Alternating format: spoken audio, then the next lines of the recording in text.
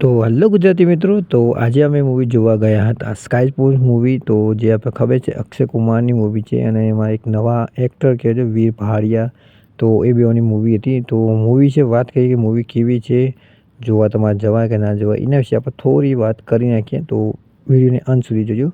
તો કહાની તમને ખબર છે કે એક પાયલટની છે કે ઉપર વિમાન ઉડાડે છે, ઝૂ કરીને વિમાન ઉડાડે છે, એના પર આ કહાની છે. બાકી આ કહાની સાચી છે અને તમે જોઈ શકો પોસ્ટરમાં તેમાં લખી છે ટ્રુ કહાની, એટલે સાચી કહાની લખી છે, ઇંગ્લિશમાં લખ્યું છે.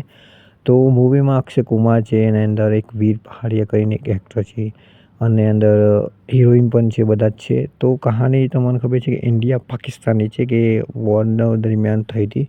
અને આ કહાનીમાં તમને એટલું જોવા મળશે કે આમ કહાની પર તમને લગીરી જાતનો કોઈ જાતનો કંટાળો નહીં આવે. બહુ તો લગીર તમે નહીં શકો. મૂવીના અંદર તમે જેમ જશો ને એટલે તમારે એક ઇમોશન, ફેમિલીનો ઇમોશન આવશે તમને કે કેવું ફેમિલીના લોકો કરે છે એવું બધું તમને લાગશે.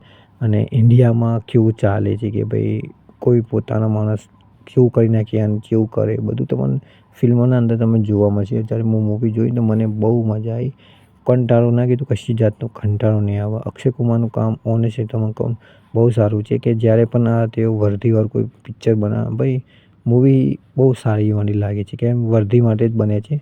અને સ્કાય પોસ્ટને આ જેઓની વર્દી પહેરી છે ને એ પણ તેઓને મસ્ત જજ થાય છે. કામ એઓનું ઓનેસ્ટલી બહુ સારું છે.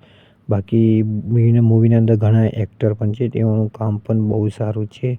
જેમાં તમને ઘણા એક્ટર તમે જોઈએ, નામ પણ હું તમને લઈશ એવાનું એક્ટિંગનું કામ પણ બહુ સારું છે. સારા અલી ખાન પણ છે, ભલે તો નાનો રોલ છે પણ માસ્ટર રોલ છે. ભાઈ એક્ટિંગ એની પણ સારી છે, એવું નહીં કે ખોટી છે, એની પણ એક્ટિંગ બહુ સારી છે. અને મેન તો તમને કહાની સ્ટ્રોંગ છે.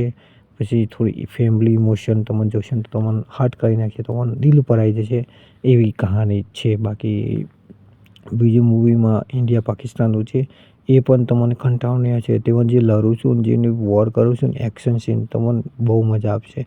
સ્લો મોશનમાં જે એક્શન સીન શૂટ કરે એ પણ બહુ મજા આપશે. તો મજા આવી મૂવી બધી રીતે જોવા.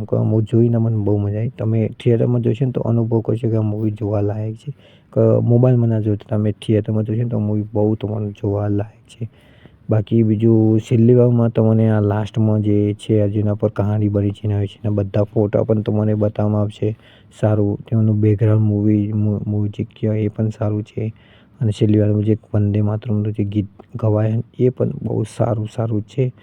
બાકી ઓનેસ્ટલી કહાની મને બહુ સારી લાગી. તમે મૂવી તમને જોવાની ઈચ્છા હોય તો તમે જઈ શકો છો મૂવી જોવા ફેમિલી સાથે, ભાઈબંધ સાથે, જેના સાથે તમે મૂવી જોવા જવું તો જઈ શકો છો. મારા ખ્યાલથી મૂવી બહુ સારી છે.